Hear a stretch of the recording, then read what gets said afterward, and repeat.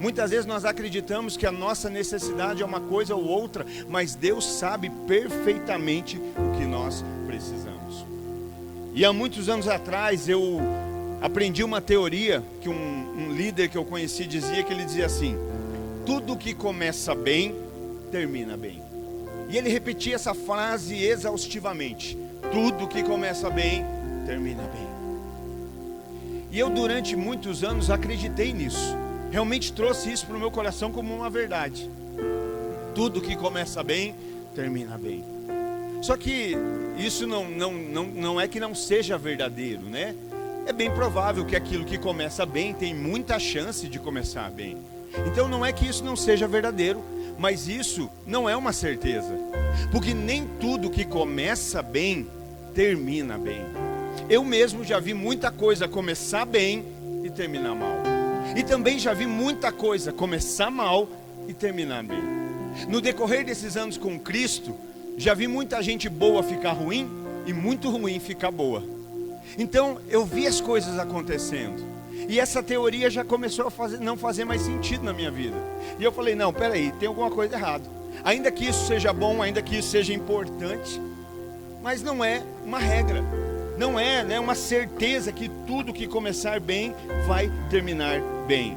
Porque nós vemos que muitas coisas no decorrer mudam. E aí nós precisamos sempre, entre ditados e teorias humanas, nós precisamos sempre permanecer com a palavra de Deus. Eu preciso saber o que a palavra diz. Um homem diz que isso é bom, mas ok, e a palavra, o que ela diz? Alguém me sugeriu isso, ok, pode ser até bom, mas e o que a palavra diz? Pois é, alguém me disse, tudo que começa bem, termina bem. Mas a palavra de Deus diz lá em Eclesiastes 7 e capítulo 8: melhor é o fim das coisas do que o começo delas. E sabe por que eu acho que isso é possível? Eu acho que é possível por causa da minha e da sua vida. Talvez muitos de nós que estamos aqui nessa manhã não começamos uma vida muito bem. A nossa história, no início dela, não era uma história boa. Quem sabe tinha muito sofrimento, muita dor, muita perca. Quem sabe ali era uma vida recheada de pecado. Ou seja, ela começou mal. Mas um dia, alguém entrou nessa história. Um homem entrou nessa vida. Jesus entrou na nossa vida. E Ele mudou e está mudando ela. Por isso eu acredito no fim dela com Jesus.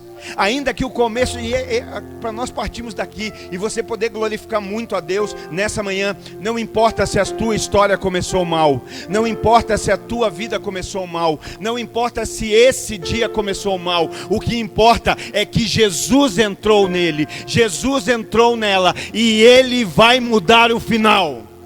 Já está mudando. É isso que verdadeiramente nos importa. Então agora vamos para a palavra.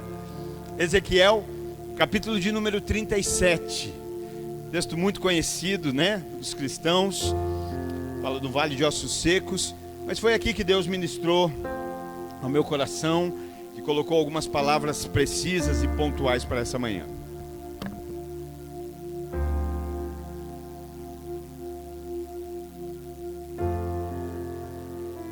Graças a Deus. Ezequiel, capítulo de número 37. Verso de número 1. Aleluia, graças a Deus. A mão do Senhor estava sobre mim, e por seu espírito me levou a um vale cheio de ossos. Me levou de um lado para o outro, e pude ver que era enorme o número de ossos no vale, e que os ossos estavam muito secos. E ele me perguntou: filho do homem, esses ossos poderão tornar a viver? E eu respondi: ó soberano Senhor, só tu o sabes. Então ele me disse: profetize a esses ossos e diga-lhes: ossos secos, ouçam a palavra do Senhor. Assim diz o soberano Senhor a esses ossos: farei um espírito entrar em vocês, e vocês terão vida. Porei tendões em vocês, e farei aparecer carne sobre vocês, e os cobrirei com pele. Porei um espírito em vocês, e vocês terão vida. Então vocês saberão que eu sou o Senhor. E eu profetizei conforme a ordem recebida. E enquanto profetizava, houve um barulho, um som de chocalho. e os seus ossos se juntaram, ossos com ossos. Olhei, e os ossos foram cobertos de tendões e de carne, e depois de pele, mas não havia espírito neles. A seguir ele me disse: profetize ao espírito, profetize, filho do homem, e diga-lhe: assim diz o soberano Senhor: venha desde os quatro ventos, ó espírito, e sopre dentro desses mortos, para que vivam. Profetizei conforme a ordem recebida, e o Espírito entrou neles, e eles receberam a vida e se puseram de pé. Era um exército enorme. Glória a Deus. O texto fala a respeito de um homem, um profeta, mas antes de ser um profeta, ele era um homem. Aquilo que ele fazia veio depois daquilo que ele era. Um homem que Deus levantou como um profeta, e a qual a mão do Senhor o conduzia. O Espírito de Deus o dirigia, porque é isso que o texto diz. É isso que esse próprio homem está relatando, que a mão do Senhor o conduziu, que o Espírito do Senhor o dirigiu a um vale, esse vale de ossos. Então, quer saber quando alguém está sendo dirigido por Deus? Quer uma evidência de que é a mão do Senhor que está conduzindo uma vida? Quer uma característica de alguém que está sendo dirigido pelo Espírito Santo? Pois bem, a característica é essa: alguém que está sendo dirigido e conduzido pela mão de Deus. Esse alguém já não vai mais para onde ele quer, mas ele vai para onde o Senhor quer. Quer perceber se alguém está sendo conduzido por Deus? Esse alguém já não faz mais a sua vontade, mas ele faz a vontade de Deus. Faz a vontade do Pai, porque está sendo dirigido, conduzido pelo Espírito. E sabe qual é o lugar que ele foi? Não era o lugar mais atraente da terra. Eu costumo brincar que não era um lugar onde as pessoas pagariam um plano para fazer um tour no final do ano. Ninguém ia pagar lá o ano todo para poder... Vou fazer uma excursão, aonde? No Vale de Ossos Secos. Foi para lá que o Espírito de Deus conduziu Ezequiel. Foi para lá que as mãos do Senhor guiaram esse homem, Então não era um lugar atraente, não era um lugar desejável, porque não era um jardim, muito menos campos verdejantes. Não era nada disso, mas era assim, um vale de ossos secos. Era um lugar de morte, era um lugar que ninguém desejaria estar. Era um cenário terrível. Esse era o lugar que o profeta estava. Um lugar de desolação, um lugar de derrota, mas que Deus conduziu ele a esse lugar. Você consegue perceber já nos mínimos detalhes o quanto isso é importante? Porque ele está num lugar de morte, ele está num lugar de derrota, ele está num lugar de sequidão total.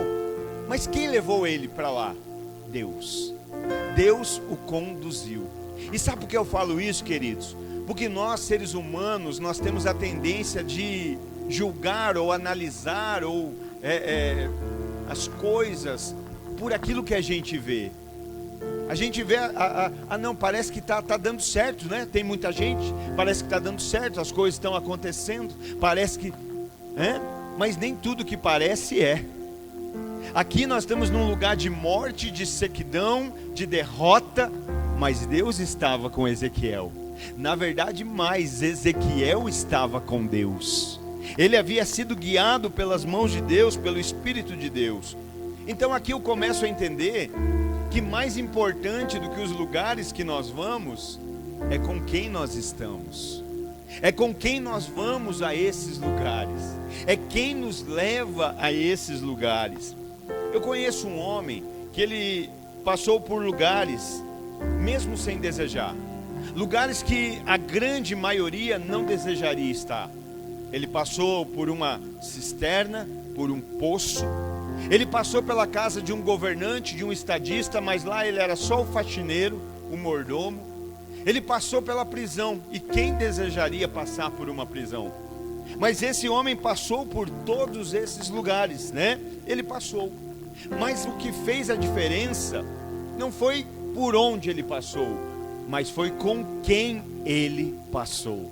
Foi isso que fez toda a diferença. Por isso que ele passou por todos esses lugares, mas não parou em nenhum deles. José passou pelo poço, mas não morreu dentro do poço. José passou pela casa de Potifar sendo faxineiro, esfregando o chão, mas não terminou a sua vida esfregando o chão. José passou pela prisão como detento, como preso, como prisioneiro, mas não morreu na prisão. Aonde José acabou a sua vida? No governo do Egito, no trono do Egito. Então, embora José tenha passado por lugares que não seriam desejáveis, o que determinou a diferença não foi por onde José passou, mas foi com quem José passou. E sabe por quê? Porque minha Bíblia diz que na casa de Potifar, o próprio Potifar percebeu que a casa dele começou a prosperar depois que José entrou lá. Depois que José entrou na casa de Potifar, a Bíblia diz que a casa dele começou a prosperar ainda mais. Por onde você passa, qual é o comentário que surge? Pelos lugares que você passa, quais são os comentários que ficam? Olha, depois que aquela pessoa passou aqui, minha casa está sendo abençoada. Será que é assim? José vai para a prisão. E a Bíblia diz que o carcereiro achou graça em José e colocou ele como responsável do lugar. Você está entendendo? Ele não passou por lugares desejáveis, ele não passou por lugares que ele queria passar. Mas por que ele não se entregou? Por que ele não desistiu? Por que ele não falou, vou desviar? Não, porque ainda que ele estivesse passando por onde não queria passar, ele sabia com quem estava passando. Ele sabia quem estava com ele. Ele sabia quem estava o conduzindo por aquele caminho. Sabe, querido, isso é algo tão lindo, porque muitas vezes nós queremos chegar no lugar da realização. Muitas vezes nós queremos chegar no lugar do cumprimento da promessa. E por que eu falo cumprimento de promessa? Porque havia promessa sobre a vida de José. Uma bela manhã, talvez como essa de domingo, José acorda e fala, gente, eu tive um sonho essa noite, eu preciso compartilhar. Que foi, José? Eu sonhei que nós estávamos catando trigo e de repente todos os feixes ficaram de pé, só que o meu feixe era maior do que todos os outros. E eles já começam a ficar meio preocupados com os sonhos dele. De repente, numa outra manhã, acorda o sonhador. Vem gente, essa noite eu tive um sonho. Que sonho, José? Conta mais esse sonho aí, o sonhador. E ele diz, eu sonhei que o sol, a lua e 11 estrelas se curvavam diante de mim. Sabe, querido, não era sonho da terra, era sonho do céu para a vida de José. Era a promessa de Deus sendo gerada no coração de José. Tanto que o pai, Jacó, entendeu o que estava acontecendo, porque ele também era sonhador. Lembra que ele dormiu um dia com a cabeça na pedra, fugindo do irmão?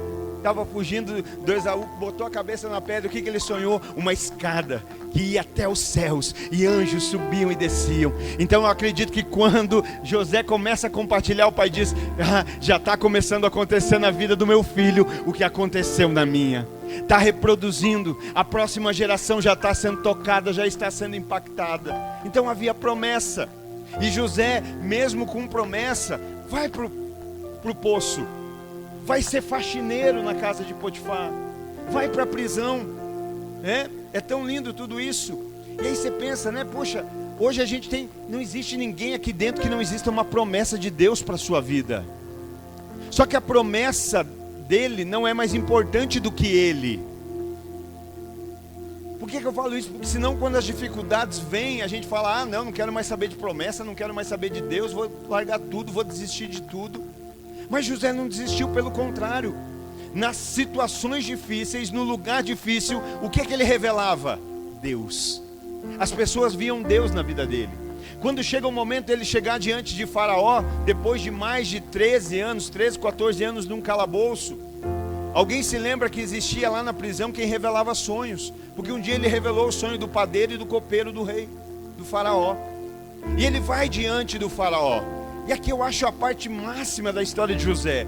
Porque depois de ter ido para a cisterna, jogado pelos irmãos, depois de ter sido vendido pelos irmãos como escravo, depois de ter ido para a casa de Potifar e se dedicar ao trabalho, A mulher tentou seduzir, ele correu.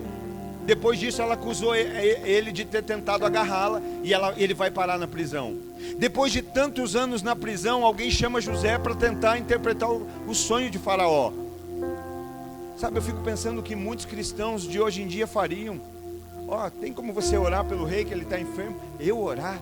Deus me deixou ficar 14 anos num calabouço, eu vou orar coisa nenhuma, me deixa morrer, estou revoltado com Deus. Que Deus é esse? Chama o José. José, fiquei sabendo que você pode revelar os meus sonhos. Sabe o que José diz? Eu não posso, mas o Deus a qual eu sirvo, esse pode. Não é o Deus que eu sirvo numa igreja quentinha, com uma boa acústica e um bom telão, não. É o Deus que eu sirvo na cadeia. É o Deus que eu sirvo esfregando o chão de Potifar. É o Deus que eu servi dentro da cisterna. Ele nunca vai ser teu Deus no trono do Egito se não foi na cisterna, se não foi na casa de Potifar, se não foi... Está entendendo? Porque quando chega diante do rei, o que é que foi o sonho? 7 vacas gordas, 7 vacas magras, sonho doido do rei. E José interpreta: 7 anos de fartura e bonança, 7 anos de fome e miséria. Por isso agora coloca um bom administrador sobre o Egito e se prepara. O rei só tem uma resposta: eu não conheço ninguém no Egito que tenha o Espírito de Deus como você tem. Já pensou você ouvir isso de alguém? Olha, eu não conheço ninguém, era o cara que tem o Espírito de Deus como você tem. Mas e se para alguém fazer essa declaração você precisar passar pelo poço? Você precisar passar pela casa do Potifar? Você precisar passar pela cadeia? Talvez você já está dizendo: então nem quero ouvir mais essa declaração. José foi um homem que fez a diferença no Egito. José levou suprimento para o Egito quando todos os povos estavam em fome, estavam em crise. Irmão, nós estamos passando algo aí que Deus quer te usar para fazer a diferença. Só que Ele não pode nos usar para fazer a diferença se a gente não aprendeu o que tinha que aprender no caminho, no processo até o trono. Porque quando chega lá, Faraó, olha, 7 anos bons, 7 anos ruins, ok, 7 anos de muita fartura e 7 anos de muita miséria. Mas José tinha currículo para encarar isso. Sabe por quê? Porque primeiro ele passou pela casa de Potifar. Potifar era estadista, governante. Então aquela casa devia ter de tudo. E José na casa de Potifar aprende o quê? Administrar a fartura. Ok, José, aprendeu a lição? Beleza, vamos para o segundo processo. E agora? Agora você vai precisar aprender a administrar na falta, na miséria. E aí aonde isso? Vamos para a cadeia. O que é que a cadeia tem? Tem nada, escassez. É tudo limitado, mas José estava passando pelos processos. Está sendo trabalhado por Deus, né? Então, mais importante do que os lugares é com quem nós estamos passando. Se Deus está permitindo você ir para alguns lugares, se Ele está com você, vamos embora, eu vou. Eu quero estar no campo verdejante, quero. Eu quero que me leve a águas tranquilas, quero. Mas se for com Ele, eu passo até pelo vale da sombra da morte. Com Ele eu passo. Porque Ele não é meu pastor apenas quando as coisas estão boas. Ele não é o meu pastor apenas quando as coisas dão certo. Ele não é o meu pastor apenas quando tudo está agradável para mim. Não, Ele é meu pastor em todo o tempo. E se Ele é meu pastor, eu sou a ovelha dele. E Jesus disse: as minhas ovelhas conhecem a minha voz e elas me seguem. As ovelhas de Jesus não seguem por um ambiente. As ovelhas de Jesus seguem por uma voz. A voz dele. Mas só pode ouvir a voz dele quem conhece a Ele. Sabe, queridos, esses lugares que ele passou, em todos esses que José passou, Deus estava com ele. E foi isso que fez toda a diferença. Porque Jesus não nos abandona. Jesus não nos abandona no poço. Jesus não nos abandona quando a gente está fazendo aquele serviço que a gente acha que é humilhante. Não, Ele não nos abandona. Jesus não nos abandona quando estamos na prisão. Não, Ele não nos abandona. Jesus não nos abandona quando a pandemia vem. Não, Ele não nos abandona. Jesus não nos abandona quando o dinheiro falta. Não, Ele não nos abandona. Somos nós que abandonamos Ele nesses lugares. Somos nós que quando estamos no poço queremos abandoná-lo. Somos nós que quando estamos num serviço que a gente acha: não, isso é humilhação demais para mim, vou abandoná-lo. É a gente que quando falta algo quer abandoná-lo. Mas Ele disse: eu estarei com você todos os dias até a consumação. Alguém crê nisso? Eu creio. Jesus prometeu e Ele está presente. Hoje, através do Espírito Santo, Ele está presente aqui. Está presente na nossa vida. Então a primeira coisa que nós precisamos entender é o que Deus está fazendo na vida de Ezequiel. Primeiro, Deus leva Ezequiel a esse lugar, né?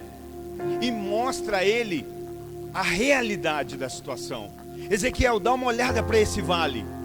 Olha o que, dá uma olhada, sem filtro, sem maquiagem, na real, olha como ele é esse vale. Dá uma observada.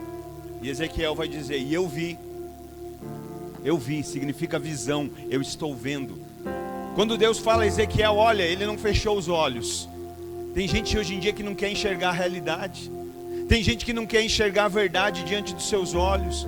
Não quer enxergar a verdade da sua família, da sua casa, da sua existência. E aí fecha os olhos para fazer de conta que está tudo bem. Não, tudo fica bem não quando eu fecho os olhos. Tudo fica bem quando eu decido encarar a realidade em Deus. O que é que Ezequiel vai dizer? E eu vi que era um vale de ossos secos. Então o primeiro passo foi o que? Foi enxergar a realidade. Foi ver as coisas como elas de fato são, como elas estão. Sabe, quem sabe nesses dias muitos estão fechando os olhos para não ver a derrota. Muitos estão fechando os olhos para não ver a bagunça que está a sua vida. Muitos estão fechando os olhos para não ver a morte, para não ver a sequidão.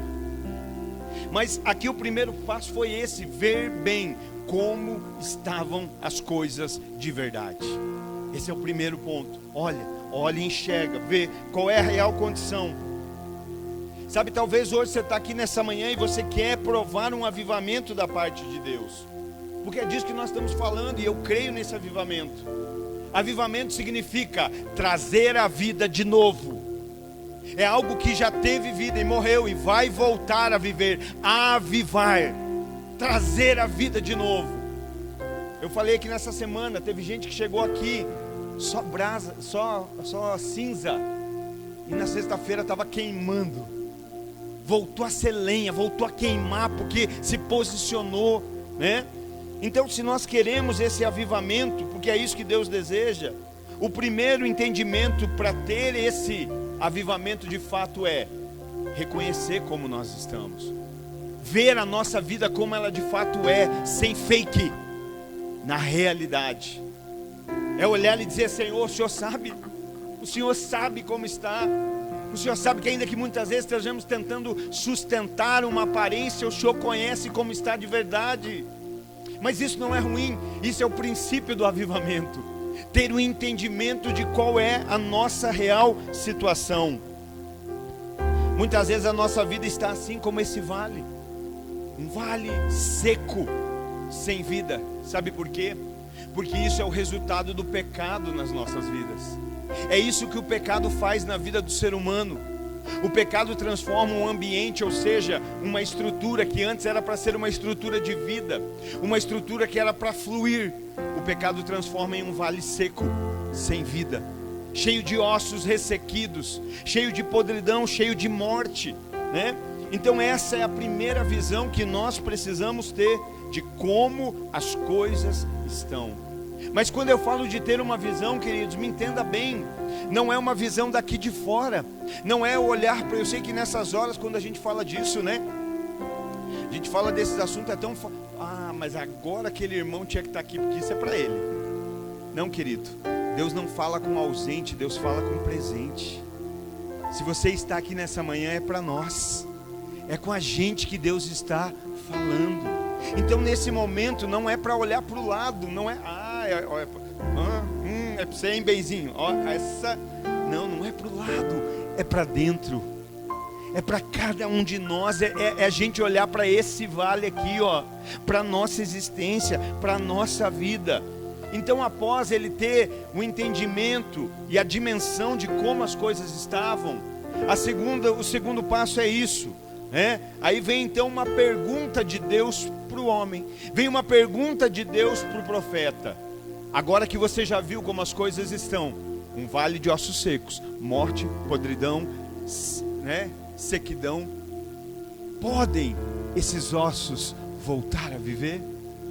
Podem esses ossos tornar a vida de novo?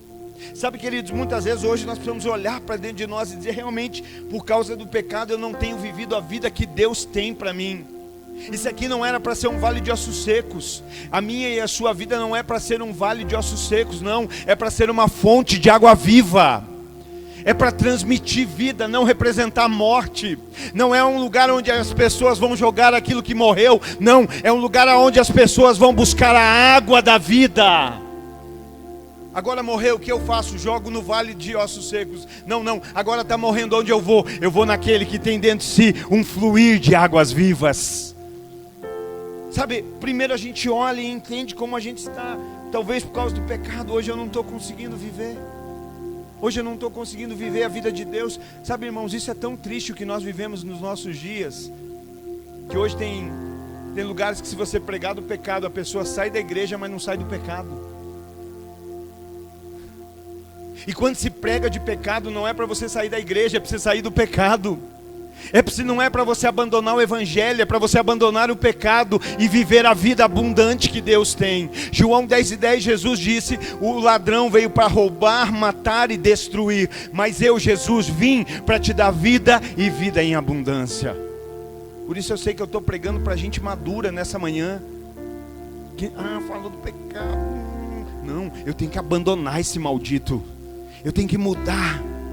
Eu tenho que entender quem eu sou, né? E quem eu posso ser em Deus. Então vem a pergunta, e a pergunta para o profeta é a mesma para nós nessa manhã. Talvez você olhou para dentro de você agora e viu: caramba, eu não estou vivendo o que eu podia viver em Deus. Eu não estou sendo o que eu poderia ser em Deus. Mas eu tenho uma pergunta: esses ossos aí podem voltar a viver?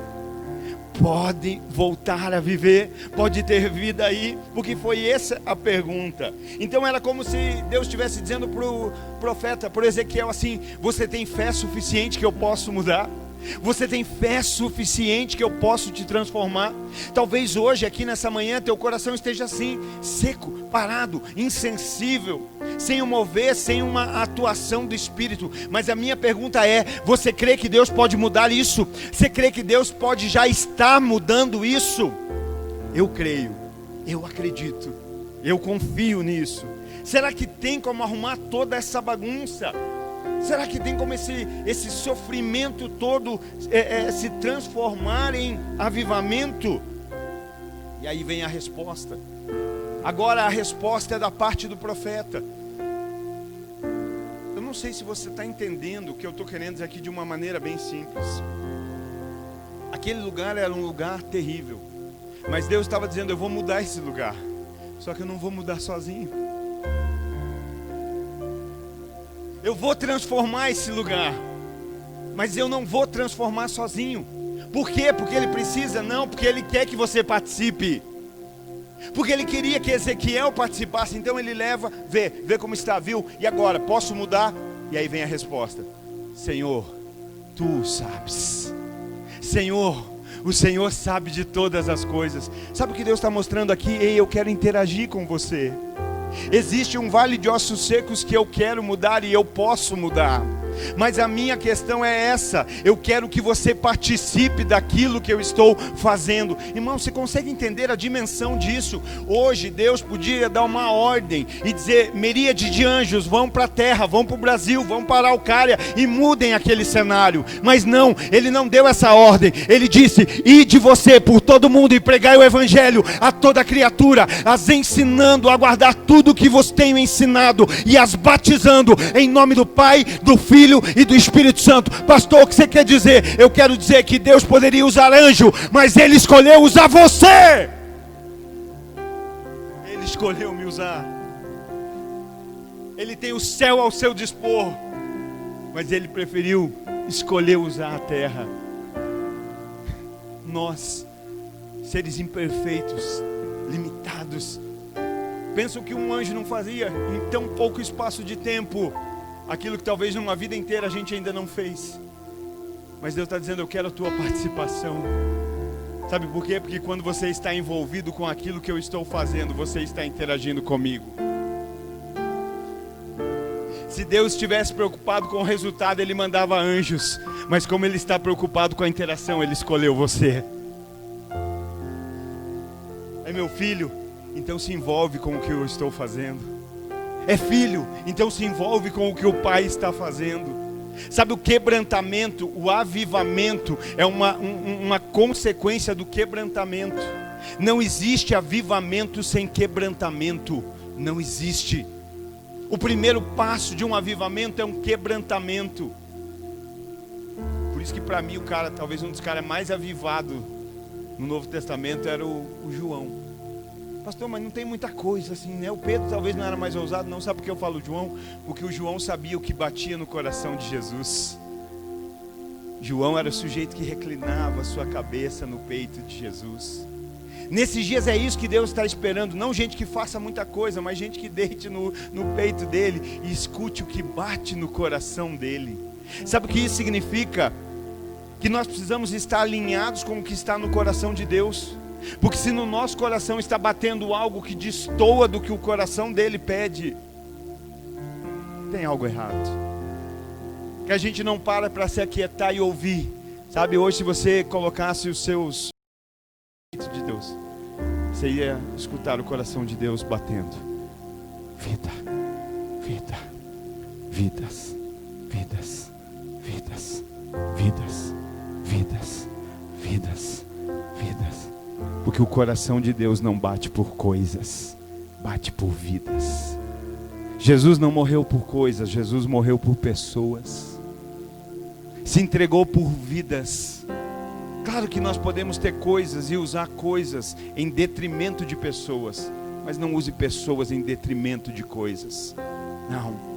Deixa o teu coração bater por aquilo que o coração de Deus bate. Pastor, mas se eu for me mover pelo coração de Deus, se o meu coração for bater só por vidas, não vai faltar as coisas. Se o teu coração bater por aquilo que o coração de Deus bate, nada vai te faltar. Porque a palavra de Deus diz: filho meu, pede-me e eu te darei as nações por herança. Sabe qual é a minha oração todos os dias? Deus, dai-nos vidas nesse lugar. Dai-nos vidas nesse lugar. Dai-nos vida, Senhor. Mas e as coisas? As coisas o Senhor tem cuidado. E Ele vai sempre cuidar. O que Ele quer encontrar nesses dias são filhos que tenham no seu coração o mesmo desejo que o Pai tem. Será que por alguma vez você já chorou por uma vida? Às vezes a gente fica tão triste, porque estou triste, estou chateado, o que aconteceu? Quebrou meu celular. Oh meu Deus. Oh, estou tão triste, tão chateado, porque não consegui trocar de carro esse ano. Oh, estou tão desanimado, porque não consegui comprar um tênis novo. Sabe, a minha oração nessa manhã, meu amigo Espírito Santo, coloca no coração desse povo compaixão por vidas. Senhor, que eles comecem a ser surpreendidos, se pegando, chorando por vidas, chorando por pessoas. Porque quando nós entendermos e tivermos compaixão e começarmos a chorar por vidas, nós vamos entregar até as coisas por elas. Aí nós vamos viver em pró disso. Sabe, enquanto eu quero um celular melhor, tem alguém morrendo indo para o inferno.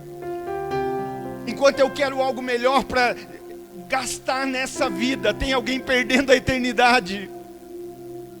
Oh meu Deus. Sabe, é isso que nós precisamos entender nesses dias. É isso que nós precisamos. Deus quer fazer, mas primeiro Ele está dizendo: ei, você acredita? Você está vendo? Você está contemplando com realidade as coisas como elas estão? Gente, vocês estão vendo tudo que está acontecendo aí fora? Vocês têm noção do que pessoas hoje estão passando? Sabe, quando hoje a gente diz: eu não consigo ter algo melhor, tem alguém dizendo: eu não tenho o que pôr de comer no prato para os meus filhos. Enquanto hoje a gente está desejando: não, eu não posso perder minha pose, eu não posso perder a minha... Tem gente perdendo as suas vidas, e a gente fazendo sonho, a gente planejando. Sabe, esse era o melhor momento para a igreja ser igreja. Esse era o melhor momento, para a gente dizer, olha, eu não tenho muito, mas eu tenho 2, e um só já me satisfaz, toma o outro para você.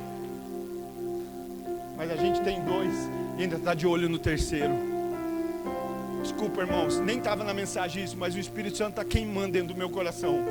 Porque isso nós trazemos um avivamento para esse tempo. Isso nós fazemos a diferença. Sabe por que a gente está se enchendo de tantas coisas? Porque a gente não vai poder levar para lá. Por que a gente está perdendo tanto tempo aqui da terra para atrair o céu e conquistando coisas da terra que nós não vamos levar para o céu? Sabe, talvez quando eu terminar a minha vida eu não vou ter muitos bens materiais, mas um dia lá no céu eu vou encontrar muita gente conhecida. Eu vou encontrar muita gente que vai dizer, nós não vamos se lembrar, né? Mas se for, dizer, obrigado porque você me ajudou. Obrigado porque você apontou um caminho para mim. Obrigado porque você foi uma seta na minha vida. Aleluia. Oh Deus, obrigado por isso. Por que é que Deus leva o profeta à beira de um lugar para mostrar quem está caído? Ele leva para mostrar que ele pode colocar de pé de novo. Por que é que Deus leva um profeta a um lugar onde tudo está sem vida e ressequido? Porque ele vai dizer, olha, eu posso trazer a vida de novo e fazer fluir. Por isso ele permite que a gente veja as coisas ruins, a gente veja as situações difíceis. Mas aí ele vai perguntar, você crê que eu posso mudar? Você crê que eu sou poderoso? Sabe, quando você olha para dentro, quando nós olhamos para dentro de nós, nós enxergamos quão pequenos e miseráveis nós somos. Falo de mim mesmo. Quando eu olho para mim mesmo, digo, meu Deus, quem sou eu? O que sou eu? Só o Senhor mesmo para gostar de alguém assim. Sou o Senhor mesmo para se importar com alguém assim. E aí quando nós olhamos para Deus, nós vemos quão grandioso Ele é. Consegue entender aqui essa dinâmica? Quantos de nós já não olharam para si mesmo e se desanimaram, dizendo, caramba, como eu sou terrível. Eu prometo que vou fazer e não faço. Eu prometo para Deus que vou mudar e não mudo. Eu digo agora, sabe, a gente é tão terrível que a gente fala que vai fazer até mesmo quando sabe que não vai fazer. Não, eu vou lá, hein? Conta comigo, mas você já sabe que não vai. Mas por que você fala? E aí quando a gente olha assim e vê quão terrível a gente é, a gente olha para Deus e vê quão grandioso Deus é. E aí quando a gente olha para Deus e quão grandioso Ele é, você pensa, como um Deus tão grandioso pode amar alguém tão terrível como eu? Alguém tão pequenino, tão limitado? Por isso essa precisa ser a ótica. Não pode parar só no a gente olhar para a gente. A gente olha para a gente, mas a partir daquilo que enxergamos em nós, precisamos olhar para Deus. Porque se ficarmos olhando só para nós, vai vir culpa, juízo, condenação. Você desiste e fala, chega. Agora quando você olha para Deus, encontra um Deus grandioso, que te ama, que anseia por estar com você, você encontra graça, perdão, misericórdia. E isso sim traz sentido para a nossa vida. Sabe por que eu estou dizendo isso? Pensa aqui agora, nesse momento, o que a cruz significa para você. Quando você olha para a cruz, qual é o sentimento que vem? Quando você olha para a cruz, qual a representação disso? Sabe, tem gente que olha para a cruz e sente peso. Tem gente que olha para a cruz e sente culpa. Tem gente que olha para a cruz e sente condenação. Sabe o que isso representa? Que você ainda não entendeu a obra da cruz. Porque a cruz não mostra quanto você errou. A cruz não me mostra quanto eu errei. A cruz me mostra quanto Ele nos amou. Por isso eu não olho para a cruz como condenação, não como amor. Quando eu lembro do que Jesus fez na cruz, vem refrigério sobre mim. Vem renovo, vem força, vem graça do Senhor, porque da cruz fluiu salvação, do sacrifício de Jesus na cruz fluiu salvação para nós, graça, favor imerecido. Então não é quanto você errou, mas é o quanto Ele te amou, é o quanto Ele te ama. Então por que Deus faz isso? Profeta, olha para o vale, está vendo? Pode voltar a viver? E aí o que Ele vai ter que fazer? Responder. Só que quando você vai responder a alguém que está falando com você, por uma questão de ética e educação, etiqueta, o que é que você faz? Alguém faz uma pergunta para você. Como você responde? Olhando para essa pessoa. Não é assim? Alguém te fez uma pergunta aqui, você vai, pode sim. Não, você vai olhar para a pessoa. Isso é respeito, isso é educação. Olha, né? E responde. Deus fala: o que tem aí? O que você viu? Ossos secos. Pode voltar a viver? Ele olha e diz: Senhor, tu sabes. Ele estava olhando primeiro o quê? Para a situação como estava. Mas agora, quando Deus mexe com a fé dele, ele vai olhar para quem? Para Deus. Ele tira os olhos do vale e começa a focar os olhos em Deus. Ou seja, para mim já não importa mais como os ossos estão, importa aquilo que o Senhor quer. Senhor, o Senhor sabes. Tira hoje o olho do natural. Tira o olho da família que não mudou, do ministério que não mudou, das finanças que não vai. Tira o olho disso e põe o olho em Deus. Senhor, tu sabes, e eu quero viver por esse tu sabes. Não é por aquilo que eu vou fazer, mas é por aquilo que o Senhor sabe. Então, a partir disso, Deus vai dizer: então profetiza. Você já viu como está? Você já declarou que acredita que eu posso fazer. Então agora começa a liberar a palavra. Está entendendo? Olha o processo. Viu? Na realidade, você nunca vai crer em fé se não enxergar a realidade como ela é. Não, você vai ter que enxergar. Sabe, você já viu ferida que não cicatriza, mas cria casca? Parece que não está mais ali, mas está, porque dói. Só que a gente deixa criar uma casca para fazer de conta que não tem mais. Só que está ali doendo. Toca, dói. Cutuca, dói. Mas já criou casca, mas não foi curado. E sabe, querido, para curar, não vai dar para maquiar a casca. Sabe o que vai ter que fazer? Arrancar a casca. Fazer uma asepsia, lavar. E começar a medicar. Porque é aí que a cura vem. Então o primeiro passo é enxergar como está. Enxerguei, ok, agora pode mudar, tem fé? Senhor, o Senhor sabe. Então se você tem fé, a tua fé vai sempre vir acompanhada de obras. A fé não vem por obras, a salvação não vem por obras, mas Deus nos salvou para boas obras. A Bíblia diz que uma fé sem obras é morta. Hoje em dia tem muita gente declarando fé, mas não vivendo a fé. Eu tenho fé. Eu vi um pastor falando isso, achei interessante. É como aquele famoso malabarista que estava passando de uma montanha para outra, pendurado apenas em uma corda no alto de um precipício. E as pessoas vinham, aplaudiam: sensacional, faz de novo, passa de novo. E de repente aquele malabarista foi e pegou um carrinho de mão, colocou sobre a corda, e tinha um moço bem próximo, e ele disse assim: você acredita que eu posso passar aqui com esse carrinho? Eu acredito. E ele falou: então tá bem, então entra no carrinho. E aquele rapaz disse: não, eu não, você é louco. Ué, mas você não disse que acredita? Não, eu acredito. Mas então entra no carrinho. Sabe, muitas vezes nós vivemos assim com Deus. Eu acredito. Deus fala: então vem. Vem, faz, caminha, avança. Não, peraí, Senhor. Que acreditar é esse, querido? A nossa fé não vem por obras, mas a nossa fé vai mover boas obras, sim. Boas obras que Deus preparou antes mesmo da criação de todas as coisas. Então aqui começa a profetizar, começa a liberar a palavra. E ele começa. Hoje você sabe qual é o vale da sua vida que precisa ser mudado. Então se levanta e começa a profetizar a vida sobre esse vale. A minha família é uma bênção. A minha família foi conquistada pelo sangue de Jesus. O meu casamento foi lavado pelo Cordeiro. A minha casa é um lugar de bênção. A minha vida é um cenário para o milagre de Deus. Começa a profetizar, começa a declarar a palavra.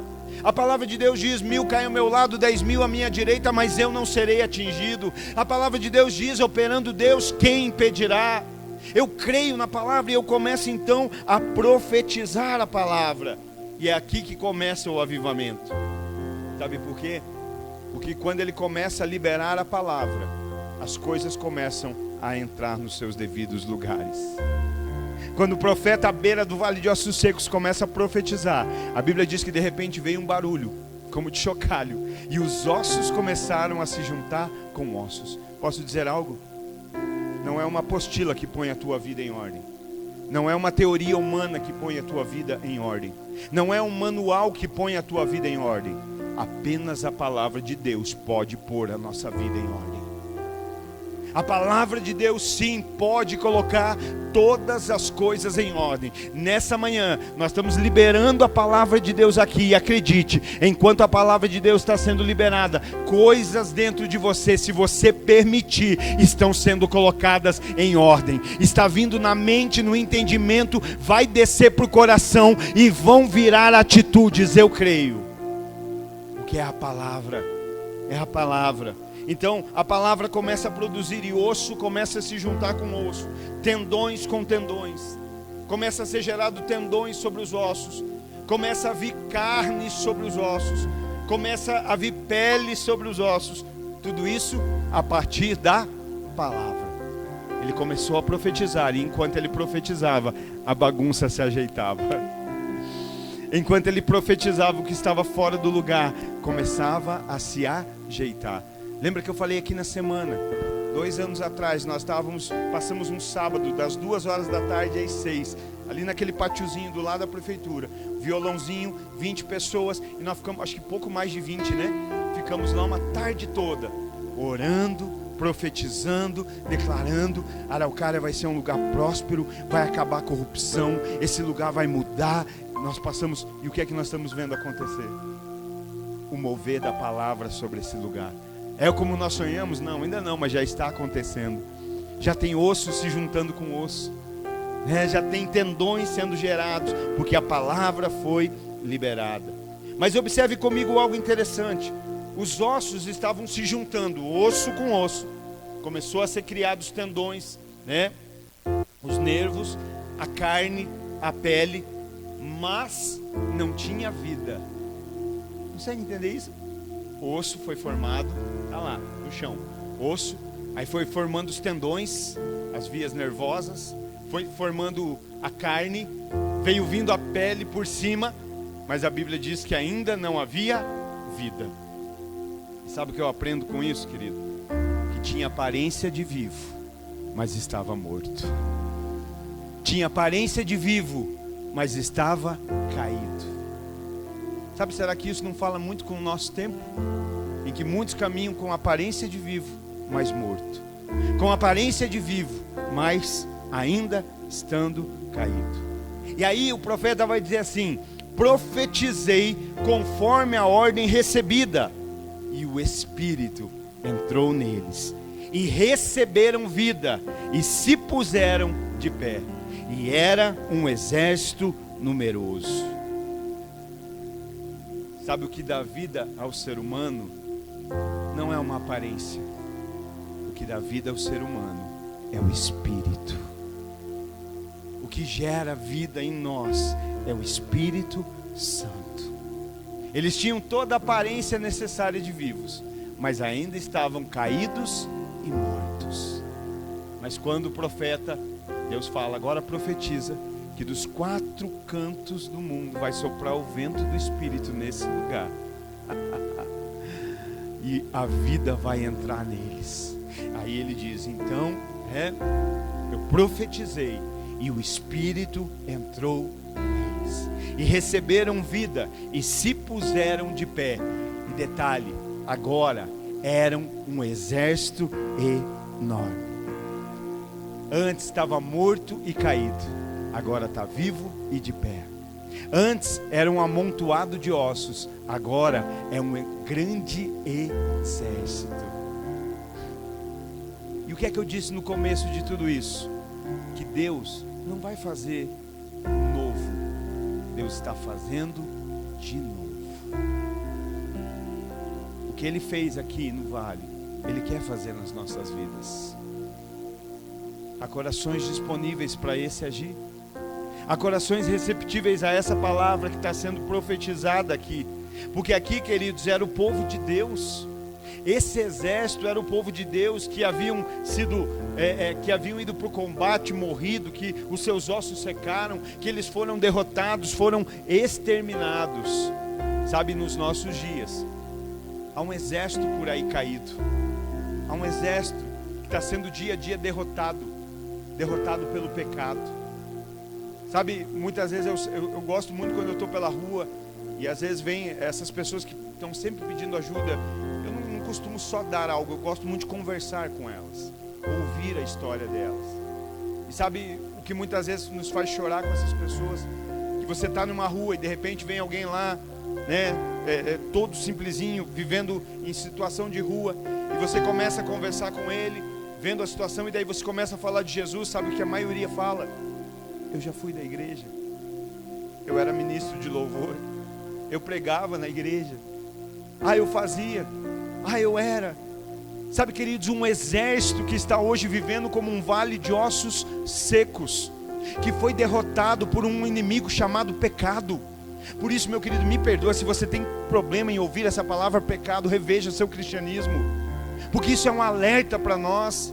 Não dá mais para a gente ver as pessoas caminhando para o pecado e você dizer: como é que está? Está tudo bem? Não, não está tudo bem, porque Deus não nos formou para o pecado, Ele nos formou para a vida, Ele nos formou para a eternidade, Ele nos formou para o céu, Ele nos formou para viver com Ele. Então nada pode estar bem fora dEle. Essa é a primeira realidade que nós precisamos ter. O pecado continua matando soldados. O pecado continua debilitando exércitos. Por isso nós precisamos de Deus. E aí, para a gente estar indo para o final, verso 12 do mesmo capítulo 37 de Ezequiel. Ezequiel 37, 12. Por isso profetize e diga-lhes. Foi depois que tudo aconteceu, osso com osso, carne, tendões se colocaram o Espírito entrou e o Espírito pôs de pé. A palavra alinha e o Espírito coloca de pé. Consegue entender? Avião nenhum voa com uma asa. Alguém aqui faria um voo com um avião que só tem uma asa? Sabe por quê? Porque avião com uma asa ou cai ou fica dando volta. Pensa uma águia que só tem uma asa, ou não voaria ou só daria volta. Então é um vale de ossos secos. A palavra começa a ser liberada, os órgãos vão sendo ajustados, a bagunça vai sendo arrumada, mas aí o Espírito coloca de pé. Precisamos da palavra, não vivemos sem ela, mas necessitamos da revelação do Espírito no nosso espírito. Consegue entender? Duas asas. Por que alguns não conseguem voos altos? Porque querem ou uma coisa ou outra. Ou eu só quero a revelação do Espírito, ou então eu só quero a palavra, só quero o estudo, ou então eu só quero o chu. Não, eu preciso da palavra, mas eu preciso também da revelação. Eu preciso da revelação, mas eu também preciso do entendimento da palavra. Duas asas e nós vamos voar. E ele diz: por isso profetiza e diga-lhes: assim diz o soberano Senhor, o meu povo. Esse exército é o meu povo. Diga: o meu povo, vou abrir os seus túmulos e fazê-los sair. Trarei vocês de volta à terra de Israel. E quando eu abrir os seus túmulos, eu os fizer sair, vocês, meu povo, saberão que eu sou o Senhor. Porei o meu espírito em vocês, e vocês viverão. E eu estabelecerei em sua própria terra. Vocês saberão que eu, o Senhor, falei e fiz os seus companheiros palavra do Senhor. Não importa quão fundo o pecado te deixou, não importa quão fundo o pecado te levou, não importa quão soterrado pelo pecado você esteja, não importa. O que importa é que a palavra de Deus e a ação do Espírito tem poder para te tirar de toda e qualquer cova. E eu creio no nome de Jesus que Deus está trazendo alguns para cima de novo. Deus está desenterrando, aleluia, graças a Deus. Em nome do Senhor Jesus, o velório foi cancelado, o enterro foi cancelado, a palavra de morte sobre a tua vida espiritual está sendo cancelada nessa manhã, porque o Senhor está te trazendo a vida. Tem gente vivo aqui nesse lugar, tem alguém que está vivo e pode se alegrar ao Senhor nessa manhã, aleluia. O Senhor te traz a vida, Ele te traz a vida. Hoje aqui nós somos esse vale, essa é a nossa história, essa é a nossa vida, o vale que muitas vezes o pecado gera em nós. Queridos, não entenda algo, eu não estou falando aqui como alguém que é santo e está aqui para julgar alguém, não. Eu luto contra o pecado tanto quanto você. Eu preciso resistir tanto quanto você. E a nossa força vem de um único lugar, de Deus. Eu dependo de Deus tanto quanto qualquer um de nós.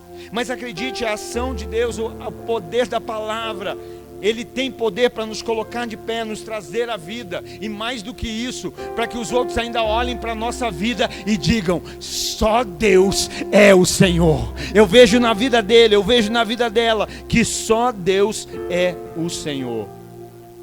Para Ezequiel, ele leva o homem à beira do vale de ossos secos e diz: pode, eu posso fazer.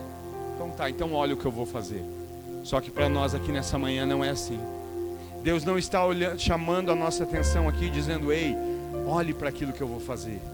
Ele está me usando aqui nessa manhã para chamar a tua atenção e dizer assim: olha o que Ele já fez.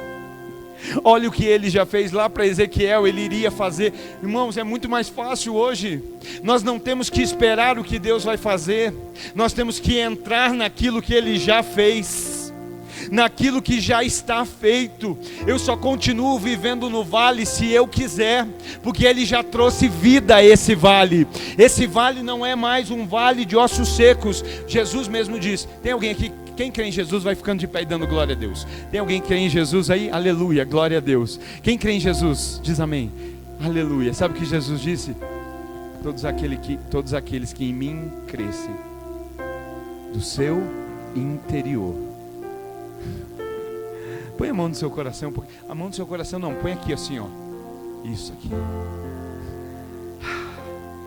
Jesus disse: todos aqueles que em mim crescem, do seu interior fluiriam rios de águas vivas. E aonde fluem rios de águas vivas, nada fica seco. Aonde fluem rios de águas vivas, nada morre. Aonde fluem rios de águas vivas, a vida sendo gerada por onde essas águas passam. No nome de Jesus, começa a sentir esse fluir dentro do teu espírito, esse fluir de Deus dentro de você. Ou começa a escutar pela fé o mesmo barulho que começou a ser gerado naquele vale, naquele lugar de bagunça e de isolação, de desordem, de morte, de sequidão. Mas de repente, após ser liberada a palavra, após a palavra ser profetizada naquele lugar, aquele ambiente começou a ser transformado. Aquilo que antes era um ambiente de desordem e morte, começou a haver ali uma ação, começou a haver ali um movimento. E é no nome de Jesus que eu profetizo sobre a sua vida hoje. Começa hoje um movimento da tua parte em direção a Deus. Começa um movimento do teu espírito hoje em direção ao Espírito de Deus. Começa hoje um movimento do teu coração em proximidade ao coração de Deus. E Ele mesmo prometeu: achegai-vos a mim, e eu me achegarei a vós outros. Enquanto há esse movimento da tua parte, de proximidade, de se achegar, acredite, Ele começa a se aproximar cada vez mais de você. Houve um barulho naquele vale, e os ossos começaram a se encontrar, ossos com ossos. Sabe o que eu entendo? Aquilo que estava dividido começou a se unir, aquilo que estava separado começou a se ligar, aquilo que estava distante começou a ficar próximo, aquilo que estava disperso foi encontrado, e a partir dessa ligação começou então a ser gerado vida, começou a ser gerado tendões, pele, carne, começou a ser trazido a forma novamente do corpo. No nome de Jesus, eu quero orar e profetizar a tua casa sendo ajustada nessa manhã pelo poder da palavra de Deus, pela força da ação do Espírito. Aquilo que estava separado, aquilo que estava sendo dividido, começa a ser unido nessa manhã. Sinta o soprar do Espírito sobre você, sinta a palavra de Deus tocando o teu coração nessa manhã. Aquilo que estava frio e insensível volta a queimar nessa manhã. Aquilo que antes era sofrimento e dor, agora começa a se transformar entrar em avivamento na tua história, na tua casa. A tua família não acaba, o teu casamento não acaba, a tua história não acaba. O Senhor está dizendo hoje: eu começo uma nova história, eu começo a escrever um novo tempo para a tua vida, se você crer.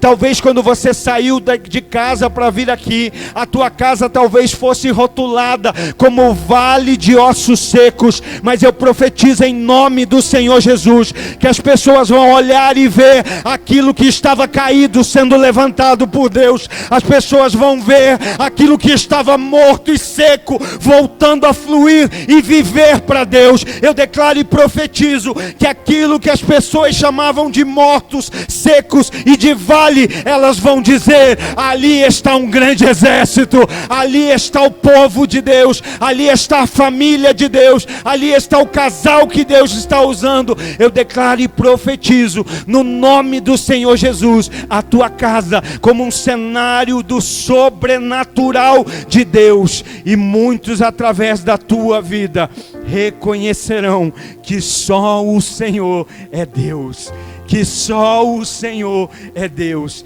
Pai, nós louvamos ao Senhor e agradecemos por essa palavra, agradecemos por esse mover tão específico, Pai, tão direcionado aos nossos corações que estão aqui nessa manhã.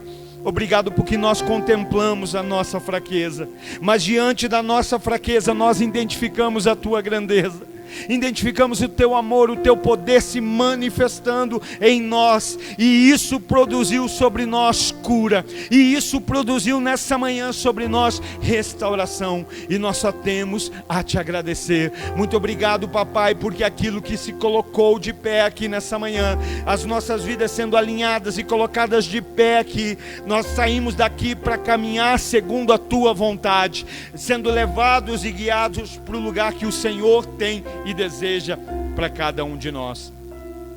Continua nos guardando, continua nos protegendo, continua acima de todas as coisas nos ensinando, porque é isso que nós precisamos, aprender do Senhor a cada dia mais e mais. Nós louvamos, bendizemos e engrandecemos o teu nome, Pai, e é no nome do Senhor Jesus que nós oramos. Amém. Coloque aí a sua mão em posição de receber.